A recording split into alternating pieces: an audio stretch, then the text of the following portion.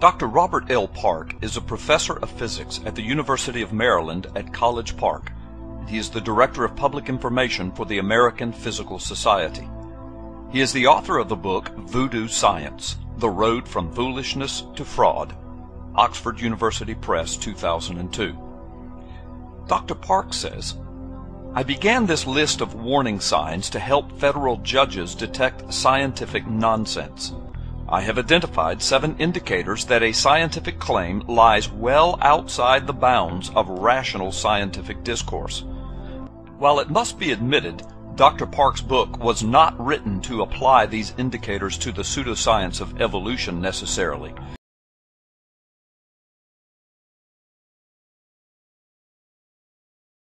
We have taken these brilliant and common sense indicators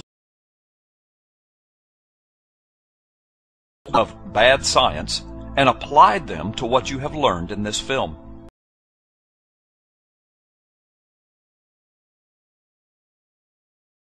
The 7 indicators are as follows.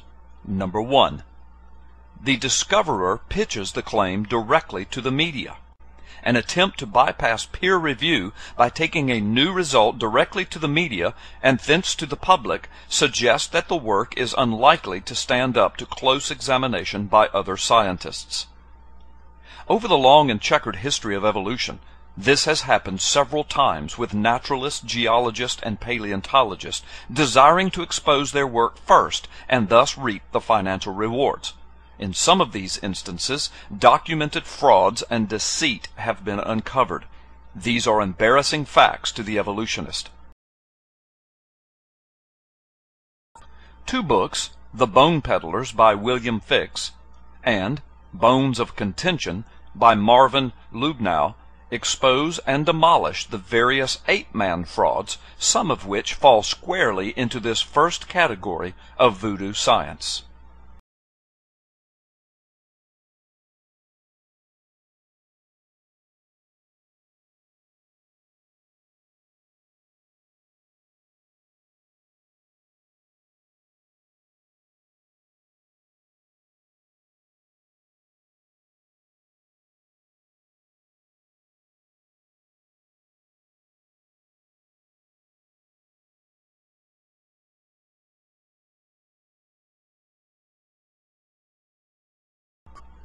Indicator number 2. The discoverer says that a powerful establishment is trying to suppress his work.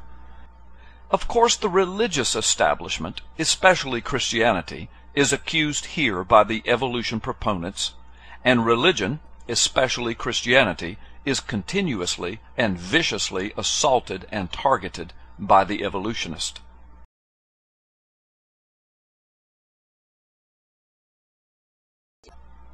Indicator number 3.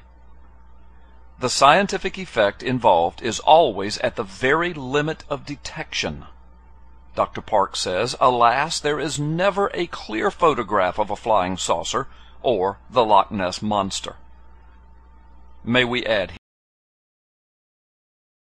here, neither is there a verified monkey man or transitional species fossils of any kind indicating that one kind of animal has ever turned into another kind of animal. Myriad transitional species have been and still are being discovered. So many, in fact, that lots of biologists and paleontologists now consider that list innumerable, especially since the tally of definite transitionals keeps growing so fast. Several lineages are now virtually complete, including our own. By the way, the missing link, it's still missing! No, it isn't. Hasn't been for a long time now.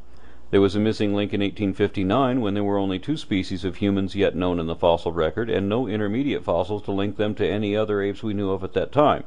Since then, we found the fossils of thousands of individuals of dozens of hominid species, many of which provide a definite link to the other apes. But there were 2 particular pieces predicted to complete the puzzle. First, it was never supposed that we evolved from any ape species still alive today. Instead, the theory held that chimpanzees and humans were sibling species, daughters of the same mother. So the first link we needed to find was an ancient ape apparently basal to either of us to prove there was a potential progenitor of both groups. We had already found that link in Europe 5 years before Darwin went public, so we already had an evident chain of transitional species from which only one more link was needed.